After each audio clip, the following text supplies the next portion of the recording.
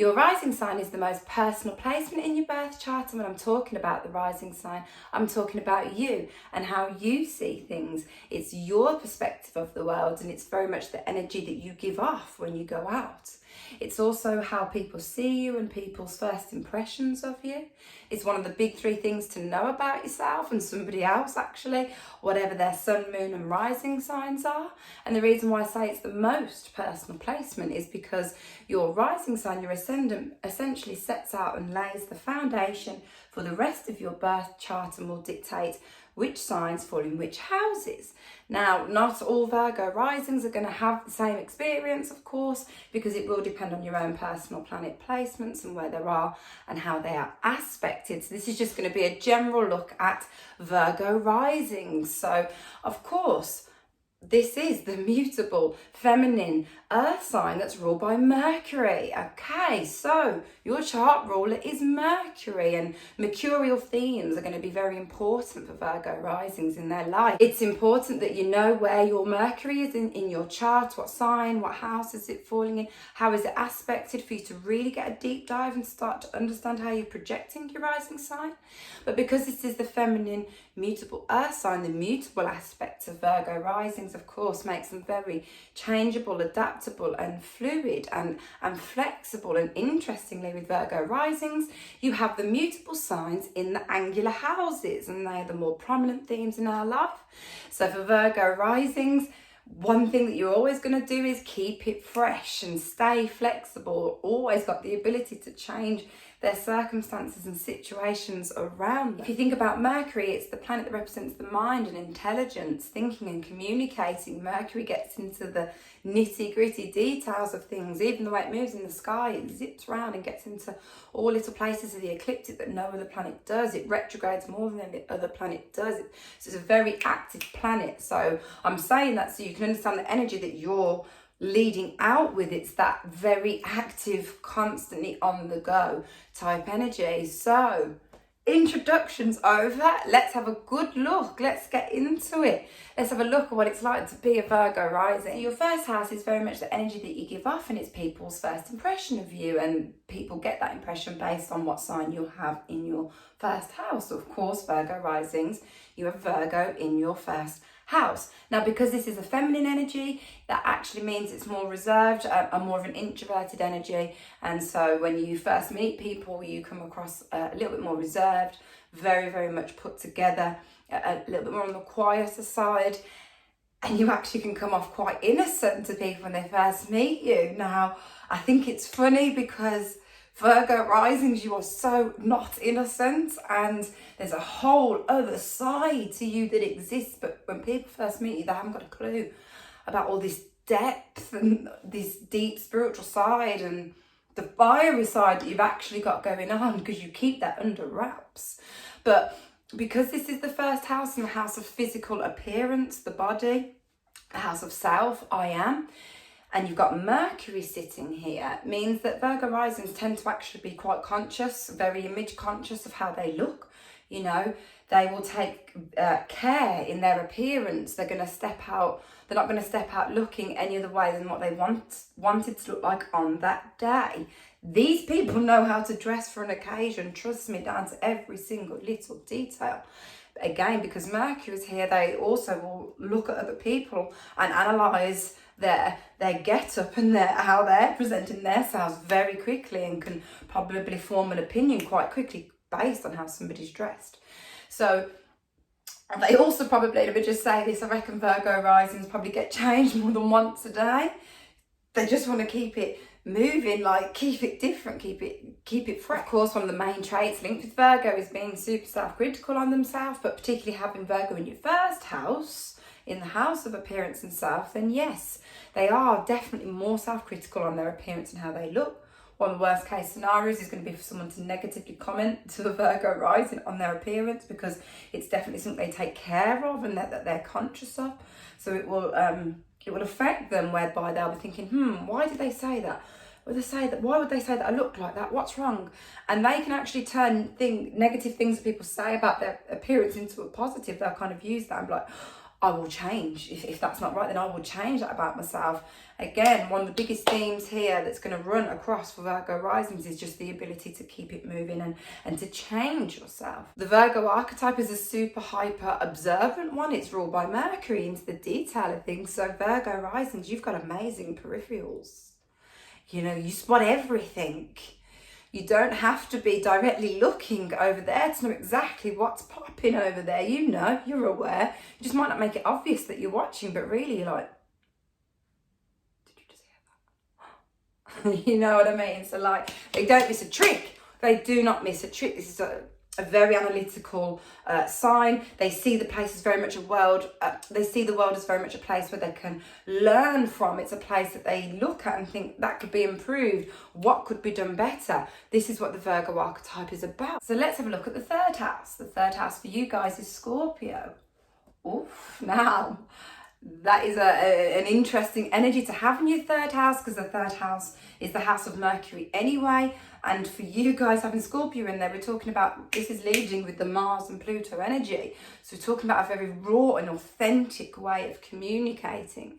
I also find it interesting, Virgo risings, you are extremely mutable people, very good at changing and adapting. But I find actually when it comes to the thinking and the mind is where they need stability. They need that mental stability. Why am I saying that? Because Scorpio's fixed, okay? It's in the third house of thinking, it's fixed. Your ninth house, the higher learning and higher levels of communication, is also fixed. The 12th house, you got Leo in there, that's the subconscious mind, you know, the thoughts you're not even that aware of, again, is a fixed energy. So considering how mutable you are as people, you can actually have very fixed ways of thinking and actually potentially stubborn traits when it comes to the way that you think. You know, you're very, very firm in your belief systems and things like that. It's not really very easy to tell a Virgo rising what to do, because they feel quite sure in their mind. This is one place where they need to have that clarity. They don't want to feel all over the place and chaotic in their head, because leading with that Mercury fast energy, they can kind of feel that anxious vibe anyway. So in their minds, that's not where they want it. They want clarity. So this means, to be fair, you've got very much a high bullshit meter. You can see through people quite quickly. You listen, you're listening to what they're saying, but you're reading about what they're saying, if you know what I mean. So you can be quite skeptical actually when you first meet people, a little bit distrusting, or you know, this need. Virgo already being Mercury ruled is very much into the detail and analysing their environment. Having this in your third house means you like to analyse people very much when you're talking, when you're communicating. You are aware of what other people are saying to you. It's extremely perceptive. It also means that you've got extreme dedication and ability to focus and have endurance. Mentally strong, Scorpio in the third house, mentally strong people. You've got the endurance to go through things, to go through transformative periods, and we'll talk more through transformative periods because of how your 8th house is placed. But you've definitely got the ability to put up with stuff, basically. Should probably have a better word for that, but we're going to continue. Now, Virgo risings, of course, Virgo is represented by the Virgin, so it's, you know, seen as quite an innocent energy. The impression you give off to people can be as if you're quite innocent. This is a very sexual energy. Scorpio is a very sexual energy. So Virgo risings actually might be a little bit more freaky than you first think, and have quite sexual thoughts and maybe even sexual fantasies. But, you know, passion and that side of things for Virgo rising is very, very important.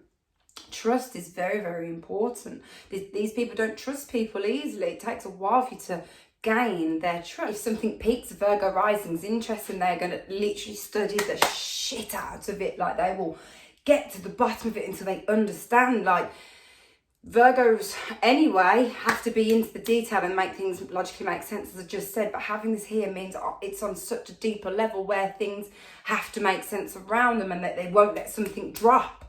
You can be obsessive. You can get fixated on a thought. You can sometimes find it hard to, you know, move on if something's niggling you. You're going to get that niggle out. You'll get to the bottom of it so that it's gone. Now, Scorpio is actually quite controlling energy too, you know, domineering. So you can be quite when you do start talking, you do start opening up, you can be quite domineering in that conversation. You know, you will maybe like to dominate a conversation, but you really like people where you can go deep with. This Virgo risings need to, you can do small talk, you can, but you're not really into it. You prefer to get into the depth. If you're going to spend your time communicating and talking with people, you like to be able to go deep into things. And also, because it is, we can't, let's face it, this is Mars energy here. So you can have a combative side. This is what I'm saying. People first meet you quite sweet and innocent. Or but lock lips in an argument with a Virgo rising. They don't forget things either. Oh, they store things. So they can forgive, but they don't forget. They will not forget. So you could be arguing with a Virgo rising, they'll be like, well, you said this 4 years ago, and now you're saying this now. So which one is it?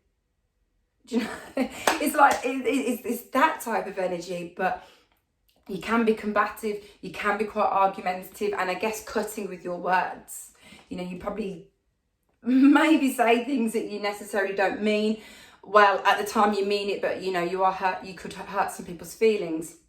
And you have to watch out for that sharp tongue of yours that you've got, because you know, you're sensitive, and what people say to you can really cut you deep. So you have to just be aware of that Virgo rising. So let's have a look at the 9th house. The 9th house is the house of high knowledge, higher learning, spirituality, religions, other cultures, traveling. It's, you know, the other thinking and communicating house, as well as the 12th house. And this is Venus energy, really, if you think about it. Taurus, of course. This is Venus energy that you've got here. So you love to learn. Another reasons why Virgo risings have this pride of their mind and have the ability to learn something very deeply is because of these placements that you've got here. So it might take Virgo risings a little while in their life to find their niche or to find what they truly believe in, because how you grew up, you might have had one type of belief system, I guess, not pushed on you, but it's what you grew up in. You've got Sag in the 4th. So as you grow older and you're trying to understand yourself on a much deeper level, it can just take a Virgo rising's a little longer to find that topic that they're like, oh, that resonates with me. But when they do find it, wow, again, they're going to deep dive into it. This is another reason why this is a very mentally, they have high mental intellect. And when they're talking with people, they much prefer to be having intellectual conversations. They need someone who is intellectual.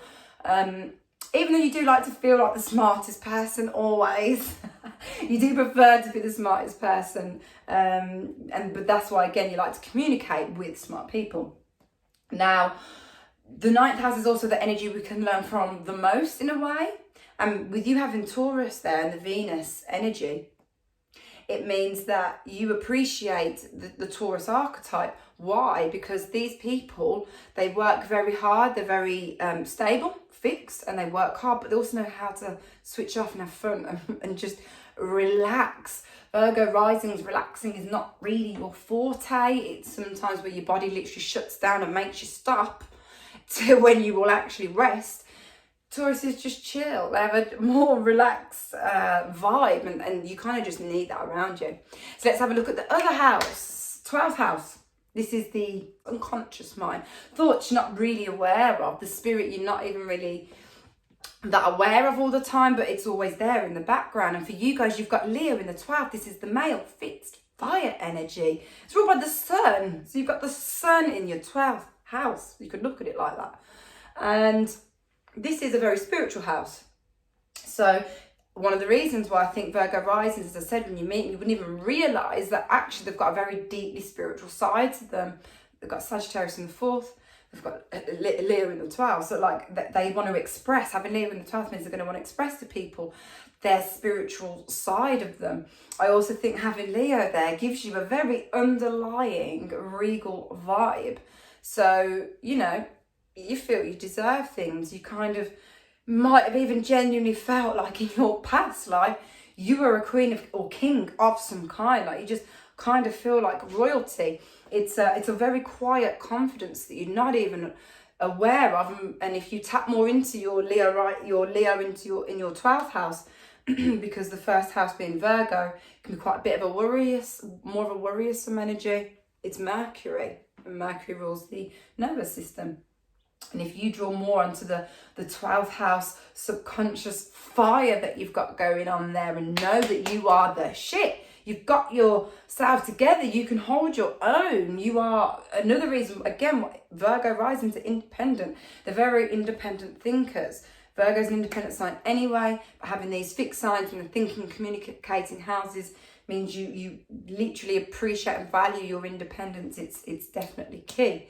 You might have even always thought, oh, I should have been famous, I could have done this, I could have done that. Having Leo in the 12th, you know, you just know that you're destined for something bigger than maybe what you do. And also, guys, if you like my flow, if you like what I'm saying and you're enjoying the video so far, don't forget to subscribe and press the like button, because of course it helps me grow. So let's have a look at the 5th house. The 5th house for you guys is Capricorn, and the 5th house is the house of expression, romance, creativity, children, sex, even, you know, light-hearted dating, that type of energy. So you've got Capricorn there. So I don't really think light-hearted dating is something that you do.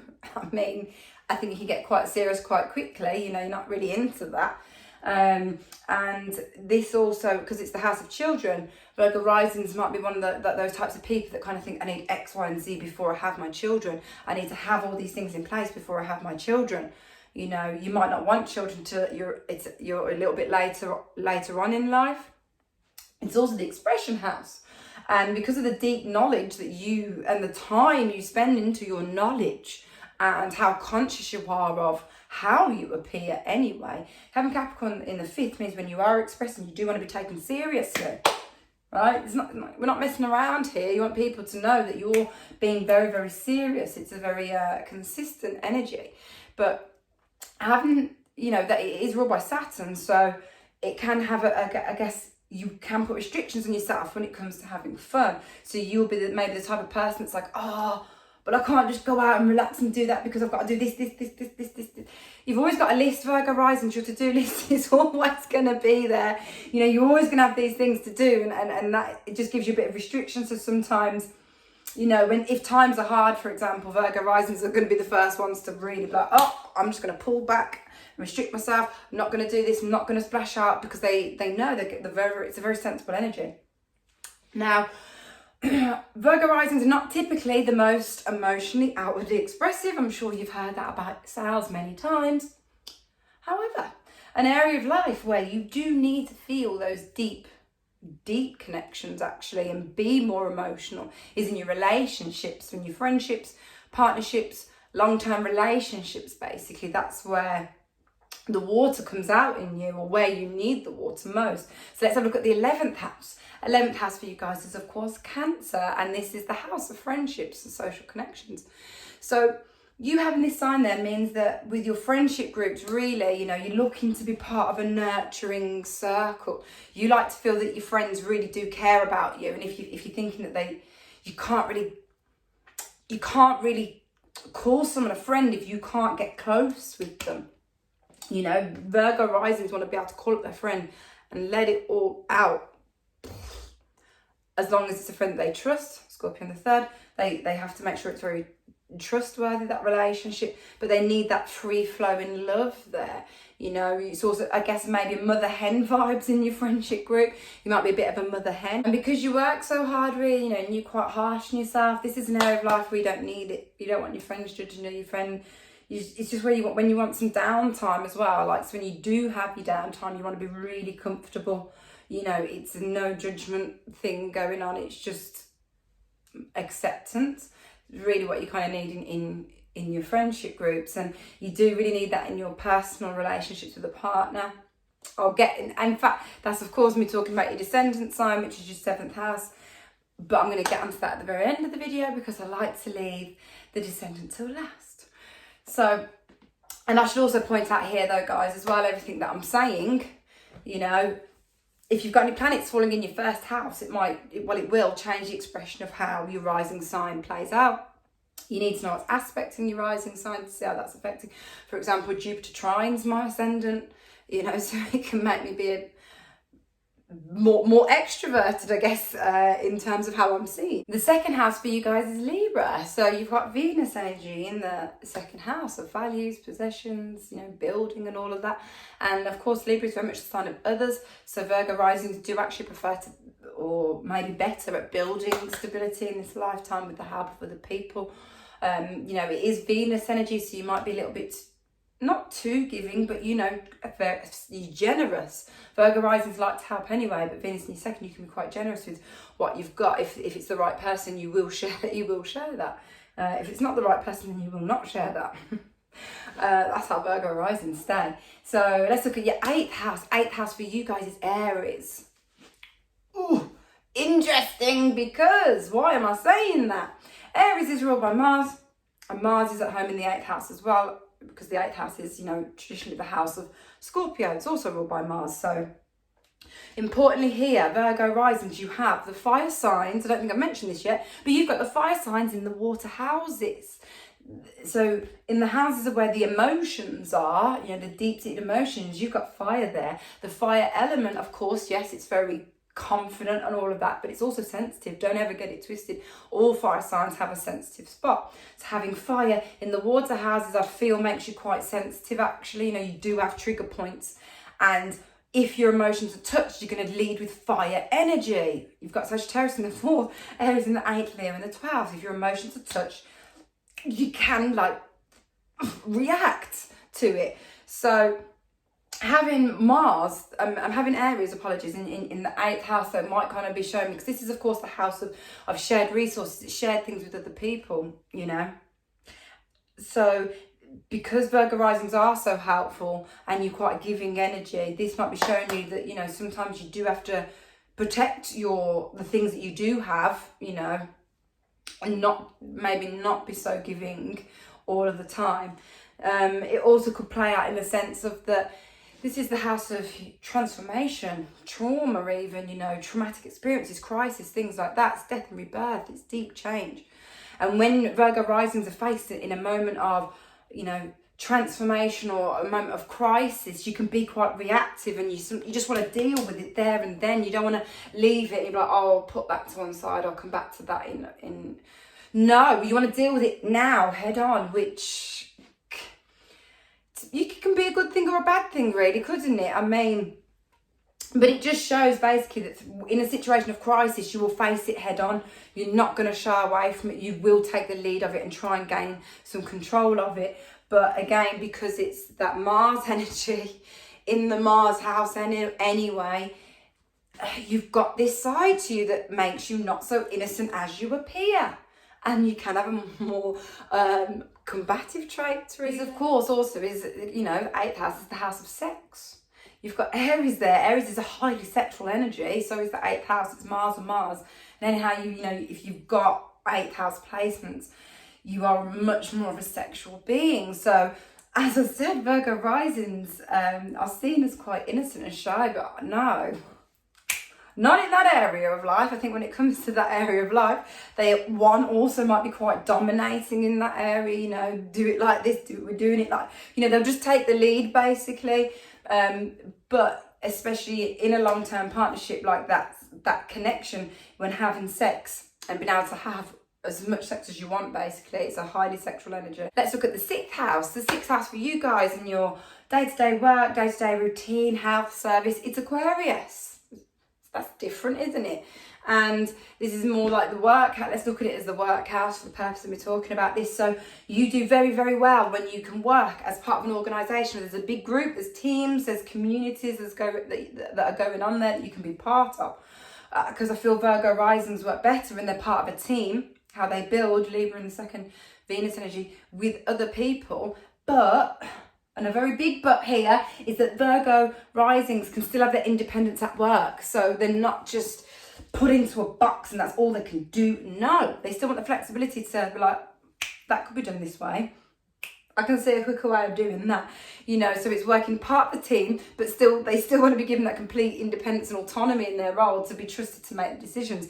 It's very much an independent energy, and you know, futuristic, into technology. You don't want to work with someone who's back in the Stone Age. You're not into the old school ways of working.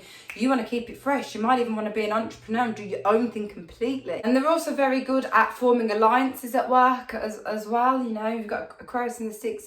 We've also got Gemini in the 10th, which I'm about to jump onto.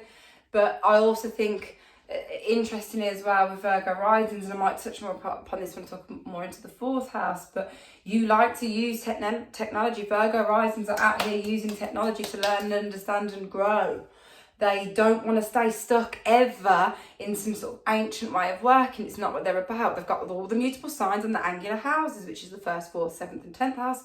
So they like to keep it moving. They like to keep it fresh, but still keeping that same mental endurance, that same mental stability, I guess, whilst being so mutable. It's such a gift that you guys have got.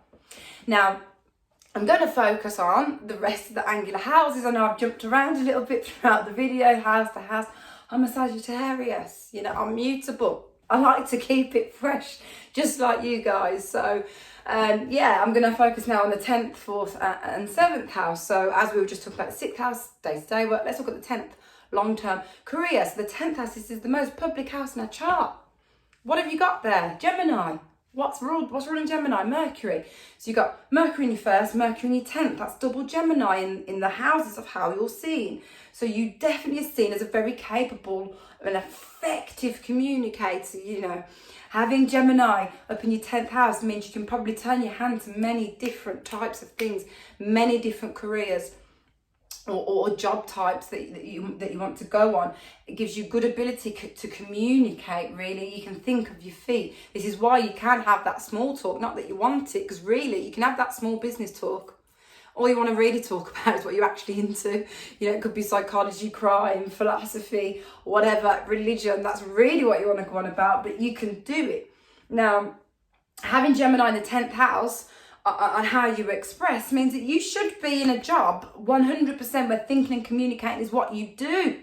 You're allowed to think and communicate with the Aquarius in the 6th, some autonomy behind that, not with some rigid structure on you. You need a bit of freedom in this. You do need some freedom in this area. Freedom to move around and go off, not be stuck somewhere at one desk doing one thing all the time. No, it's not going to work. You might also be seen as quite jokey, jovial, come across as a bit of a joker, having Gemini in the 10th. You've also got Sag in the 4th.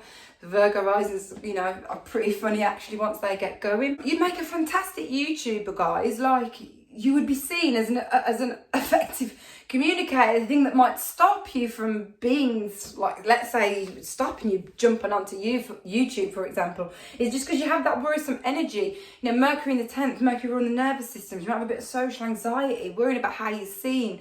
You don't want people to be able to criticise what you've done. But you know what? People are going to criticise people, whether they're good, bad or ugly. So let them say what they're going to say. Put your stuff out into the world. You've got Leo in the 12th. You need to shine.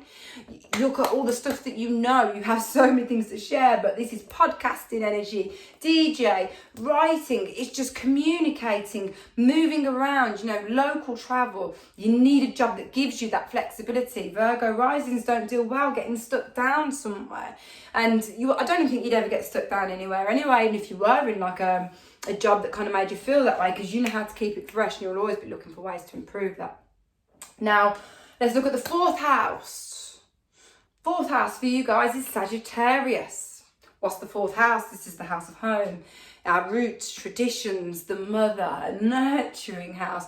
And you've got Sag there. So that's interesting. That is a big ass energy to have in your home. We're talking about Jupiter energy here, so especially if you've actually got any Sag energy in your, you know, Jupiter in your 4th, for example. But having this placement can mean quite a few different things, really. You could come from a huge family, come from a really big family, or when you grow up, you really have always dreamt of having your own big family. You know, you could come from a mixed heritage family, so one of your parents might be from a completely different country. You could have also been born and raised in a completely different country to the one that you live in now, and have dreams of when you grow older of moving off and happily living somewhere else. Virgo Risings, I feel like, are able to make themselves feel comfortable wherever they go, really. But Sag in the 4th, this is the deep house of emotions. So again, having this extroverted male fire sign in there, you can be quite dramatic. You can have over the top tendencies when it comes, like, as I say, if your emotions are touched and you are expressing it, it can come from a bit of an over the top place. Kind of refers to the fact that you might like to keep usually a bit of distance between you and how you're really feeling. You know how you're really feeling, but you might like to keep that at a bit of a distance, having Sagittarius in the fourth here. I also think that Virgo risings will do a lot of their higher knowledge and learning and gathering of other cultures and information from their home. They've got Aquarius in the sixth. They'll use technology to learn deep. They don't need to be traveling here, there and everywhere to learn, because this is what they do. One of their life things is working out where they are at all times, making logical sense of their environment, logical sense of where they're going. You know, they will always be concerned with what they're doing and how they come across. So it's always going to be something that they're working on. Everyone always says as well, don't they, how clean and organised Virgos are. And yes, it's definitely true, especially, you know, some people have got Jupiter in Virgo placements. Geez Louise, you like organisation. But you know what, Virgo risings, they've got Sagittarius in the fourth, Aquarius in the sixth. So in their day-to-day routine, they might not actually be so rigid and organised. It's very mutable to have in the home. So they might actually be a little bit scatty or whatever, or live in organised mess. And having Aquarius in the sixth means that, you know, sometimes they're very much on their routine. They'll be on it, making sure everything's done. And other times they just won't care. They just will switch off it. So I actually think, let me know how that is, Virgos, but I actually think that they're not as organised as you might, you know, how they always say you're so perfect and organised. You know, when it comes to your home, it might be a bit more chaotic there. That might be an area where you let a little bit more chaos happen to you. So let's finish up and look at your descendant sign, your seventh house, which for you guys is Pisces. Now the seventh house, this will show us what the energy is that we can kind of get on with, I guess, on a long-term basis. So partners, business partner, like really long-term friendships. And I'm not saying that you have to go and be with a Pisces. It can only be a Pisces, sun, moon, or whatever that you can be with. No, but someone who can definitely display and access the Pisces way of thinking is definitely needed for Virgo risings. Why am I saying that? So again, Pisces is a very deeply emotional, very watery sign, very emotionally intuitive as well. And this is what you need around your Virgo risings in your relationships. You need to have someone who has that emotional intelligence to pick up when you're not doing so great, when you might need help without actually saying, can you help me, please? You need a partner who can just sense, oh, there's something up with you today, babe. Let's look after you. You know, that's what you need. Virgo rising can be very harsh on yourself. You know this more than anyone. You can be harsh on yourself and judgy on yourself, actually. Pisces isn't going to judge you. A Pisces partner will love you, even for all your bad traits that you've got. They won't care. Even for your mouth that you might have sometimes, that sharp tongue of yours. Pisces will love and accept you in your relationships, in your personal relationships, like I said, in your friendships. It's a no judgment zone. Oh, the last thing you want is to be judged by your partner, be criticised by your partner. You just don't need that. Pisces is all about compassion and seeing the good in somebody even when they've got bad. That's what they do, and that's what they'll help you do with other people. Pisces is also a mutable sign, you know, and Pisces are amazing at just going with the flow. They're just, you know, they take things as it comes. And Virgo risings, you can go with the flow. You can. But I just think when Virgo risings go with the flow, then you try and control an element of it some way. And sometimes you just got to let it be. You can have, as I said, a bit of a worrisome energy, get a bit stressed about things. Pisces will be like, does it actually matter though? They'll put it into perspective. But really, does it actually matter? They will pull you out of this 3D world that you can kind of sometimes get locked into. They will pull you out of that. And you know, it's a very spiritual sign, Pisces, of course. There's many of the zodiac signs that are spiritual. It isn't just Pisces or the 12th house. But that means in your relationships, you're looking for depth. You do need a partner who can get spiritual. You know someone who can go deep. Like if you're with someone who can't access that, it's a real issue. I can't see it working long term. You Scorpio in the third, you like to talk about things deeply. You're into things that might be a little bit more out there, and you want to surround yourself with people who also are like that. You might also find that you've always probably attracted people that might have addictive tendencies as well and be complete overindulgers in terms of drink and drugs. Like your long-term friends, you know, might have been partiers. And so then, you know, when a Virgo rising, sometimes when they do let loose and they do party, they can maybe go too far and go the other way, really. It is the Jupiter overindulging energy in the 7th house. You know, that's where Venus, also the overindulging planet, is exalted in that sign of Pisces. So it's very much where in your relationships, as I said, where you need that water. There aren't many boundaries. I don't think you have boundaries with your partner. Virgo risings and boundaries. Like if you've got into that relationship long term, there is no, you know, what's theirs is yours, what's yours is theirs. Like you want to be one. It's very much, you need that mental, physical, soul connection. You need to know that person's there no matter what. And that even if you're going to have you could be an absolute bitch, for example, and they're still going to love you. They're still going to accept that they just know that you are having a little bit of a moment. And also because, as I've been saying throughout the video, I do think you prefer to be in control. You know, you can have dominating tendencies. And so I guess you need someone in a relationship who is kind of happy to let you take the lead. Pisces archetype will let you take the lead. They're not going to be trying to over dominate you. They will just go with the flow. They just want to be love and compassion. And it's such a helpful balancing energy for you Virgos. So I'm going to leave it there, guys. That was my video on Virgo rising. If there's anything that I said that you liked or could relate to, then drop me a like. It helps me grow. And if you haven't subscribed yet, then please subscribe. Come with me on my astro journey. And coming up in my next video, we're going to be talking all about the Libra rising. So I'll see you in my next video.